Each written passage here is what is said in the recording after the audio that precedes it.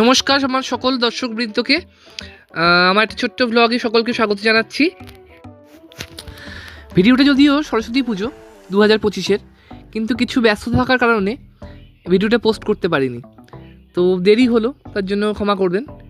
আর আশা করবেন ভিডিওটা আমরা ততটাই এনজয় করবেন যতটা সরস্বতী পুজোর সময় দিলে পরে এনজয় করতেন।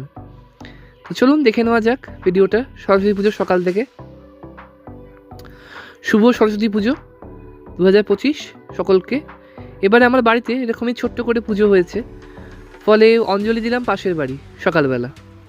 এই হলো পাশের বাড়ির ঠাকুরটি, সেখানে অঞ্জলি দিলাম। এই যে বিনা মাসির বাড়ি আমার পাশে।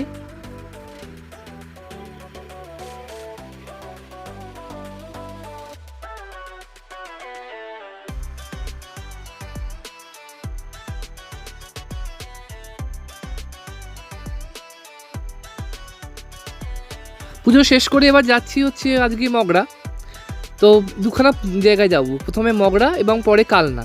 তো মগরা যাওয়ার জন্য শ্রীরামপুর স্টেশন থেকে প্রথমে ব্যান্ডেল লোকালই ট্রেন ধরতে হচ্ছে, কারণ ডাইরেক্ট বর্ধমান লোকাল পাচ্ছি না। তো ব্যান্ডেল থেকেই ভাবলাম ট্রেন ধরে নেব মগরা যাওয়ার জন্য। তো চলুন পাশে থাকুন, আমাদের দেখতে থাকুন কেমন লাগছে ব্লগটা। এবার পৌঁছে গেলাম ব্যান্ডেলে, এবং ব্যান্ডেল থেকে আমরা ধরলাম হচ্ছে জয়নগর এক্সপ্রেস। তার প্রধান কারণ হচ্ছে ব্যান্ডেল থেকে কোনো ট্রেন তখন পাচ্ছি না মগরা যাওয়ার জন্য। তো তখন আর কোনো অপশান না দেখে অগত্যা ধরতে সেটা হলো জয়নগর এক্সপ্রেস। এবং এর পরের স্টেশন ফার্স্ট স্টেশনই হচ্ছে মগরা, মানে ব্যান্ডেলের পর থামবে হচ্ছে মগরা। তো মগরা স্টেশন চলে এলাম, অ্যারাইভড ইন মগরা। তো মগরা স্টেশন দেখতেই পাচ্ছ তোমরা। মগরার এদিক থেকে আমরা এলাম, এদিকটা হচ্ছে আমাদের ব্যান্ডেল থেকে, আর এইদিকে হচ্ছে বর্ধমান লাইন যাচ্ছে। তো আমরা আপাতত নামলাম মগরায়। এবার এখান থেকে নিয়ে একটা একটা করে প্যান্ডেল হপিং শুরু হচ্ছে। Keep watching. মগরায় আসতেই প্রথম পড়লো কোলা যাওয়ার পথে এই ঠাকুরটা।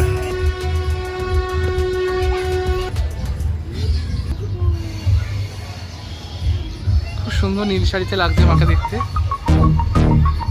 চলো পরের প্যান্ডেলের দিকে যাওয়া যাক। ফাইনালি মগরা এসে গেছি, এবার ঢুকছি প্যান্ডেলে। দেখতে থাকো, সঙ্গে থাকো।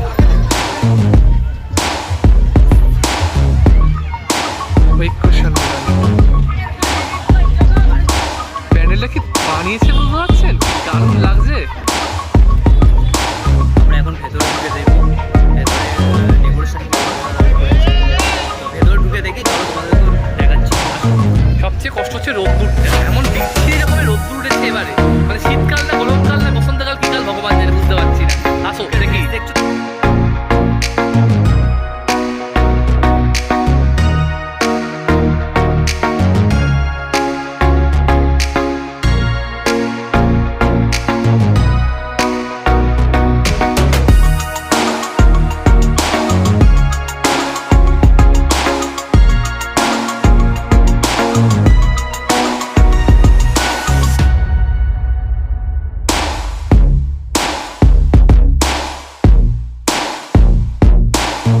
সাধারণ বসার ধরন এবং বীণা বাজানোর স্টাইল দেখে যেন মনে হচ্ছে মীরাবাইকে দেখতে পাচ্ছি, শ্রীকৃষ্ণের কথা মনে পড়ে গেল। ঠাকুরটা তোমরা দেখতেই পেলে, মানে যেন মনে হচ্ছে সেই আগেকার দিনে যেমন বীণা হাতে বসতেন, অসাধারণ লাগছে দেখতে। কিন্তু শাড়ি পরার স্টাইল, বসার স্টাইল অসাধারণ। আর প্যান্ডেলের ডেকোরেশন তোমরা যেহেতু দিনের বেলা দেখছো, তাই বুঝতে পারছো না লাইটিং টেবিলে কতটা ব্যাপক লাগছে। গ্রেট। এবার আমরা চলে এসেছি চণ্ডীতলা অগ্রগামী ক্লাব মগরা। প্যান্ডেলটা কেমন বানিয়েছে আদিবাসীদের কিছু একটা তৈরি করেছে।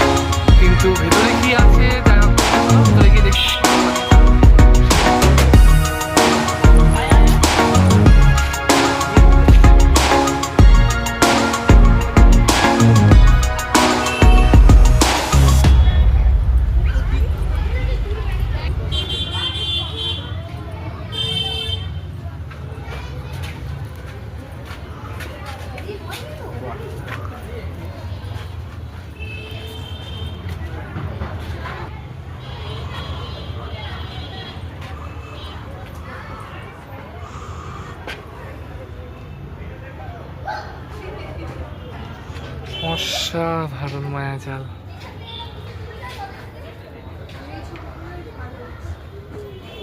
আর প্যান্ডেলের ভেতরটা যেন পিন ড্রপ সাইলেন্স ছিল। মানে ভিডিওটা করার সময় দেখতে পেলাম হঠাৎ করে আওয়াজ শুরু হলো, বাপরে কি বিউটিফুল লাগছে দেখুন। দিনের বেলা আসার কারণে এই এত সুন্দর মার্কাটারি পুরো লাইটটা মিস করলাম। মানে পুরো চন্দননগর ভাইবসটা পাচ্ছিলাম, যে চন্দননগর জগদ্ধাত্রী পুজো ঠিক এরকমই লাইটের মধ্যে দিয়ে হেঁটে যাওয়া, ঠিক সেরকম লাগছে সরস্বতী পুজোয় মগরায়। এবার ঢুকছি মিলন সমিতি মগরার। এটা হচ্ছে বাইরের লাইটিংটা। দুঃখের বিষয়ে লাইটিং কিচ্ছু বুঝতে পারছি না, এত সুন্দর সুন্দর লাইটিংগুলো। অসাধারণ একটা সূর্যমুখী, কত সুন্দর লাগছে। তা ভেতর ঢুকে দেখি, তোমাদের ভেতর ঢুকে দেখাই, আস্তে আস্তে চলো।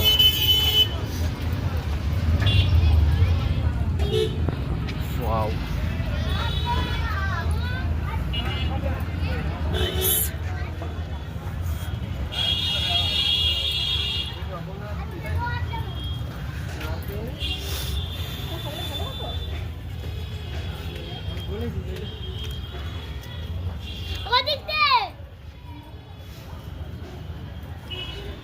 এটা যদি লাইট জ্বলতো আরও খুব সুন্দর লাগতো। দেখো স্ট্রাকচারগুলো খুব সুন্দর করে তৈরি করা হয়েছে এখানে, প্রতিটা স্ট্রাকচার আর শ্বেত পাথরের এটা তৈরি করা হয়েছে। দেখো অপরূপ সুন্দর লাগছে, অপরূপ। আর মায়ের দৃশ্যটা, মাকে অপরূপ সুন্দর লাগছে, অপরূপ সুন্দর লাগছে মাকে। যদি এটা একটু লাইট যদি থাকতো তাহলে আরও এটাই ভালো লাগতো দেখতে, সুন্দরতার ওপরে দেখো।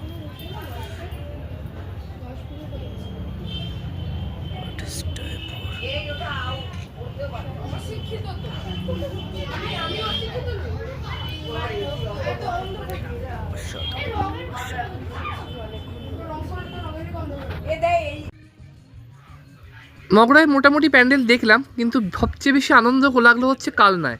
কারণ কালনার ঠাকুরগুলো হচ্ছে থিম পুজো। মানে এখানে যেমন সাবেকি জাস্ট ঠাকুরটাকে সুন্দর করে সাজানো, কিন্তু মগরায় থেকে হচ্ছে কালনা হচ্ছে থিম পুজো। তো মগরার কিছু ঠাকুর আর দেখে নিন। তো কালনার ভিডিওটা আমি আপনাকে দেখাবো, কিন্তু দুঃখের বিষয় হচ্ছে ভিডিওটা খুব লম্বা হয়ে যাবে, সে কারণে ভিডিওটা আমি পরের পার্টে দেবো। তো দেখতে থাকবেন।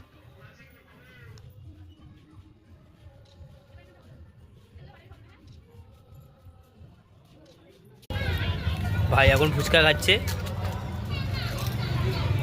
কেমন লাগছে বল? গুড।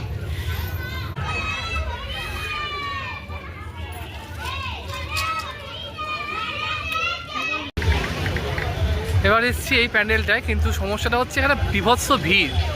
মানে লোকজন দেখতেই পাচ্ছে রাস্তায় ভরপুর। বাগাটি বন্ধুমহল ক্লাব।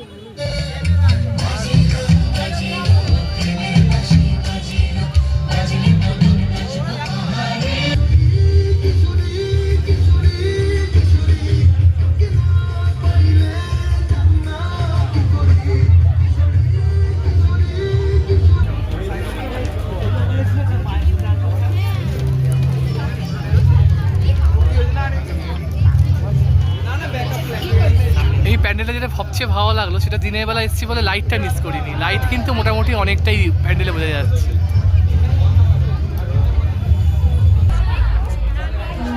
অসাধারণ সাবেকি প্রতিভা, দেখে প্রাণটা জুড়িয়ে গেল।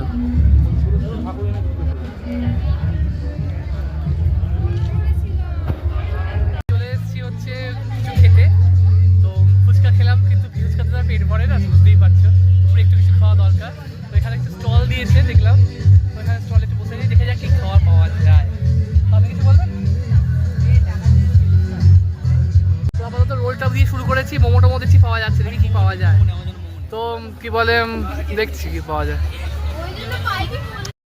খেয়ে দিয়ে কালনা যাওয়ার পথে মগরার একটা কলেজের ঠিক বিপরীতে এই প্যান্ডেলটা করেছে,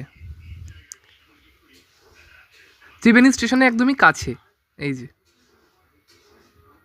প্রচণ্ড ভিড়, মানে পুরো দুর্গাপুজো অষ্টমীর থেকেও যেন বেশি ভিড় হয়েছে মগরায় সরস্বতী পুজো দেখার জন্য। মানে এত ভালো লাগছে, অনেক দিন পরে এরকম জাঁকজমকপূর্ণ ভিড় দেখলাম ক্রিসমাসের পর, অন্তত আমার চোখে।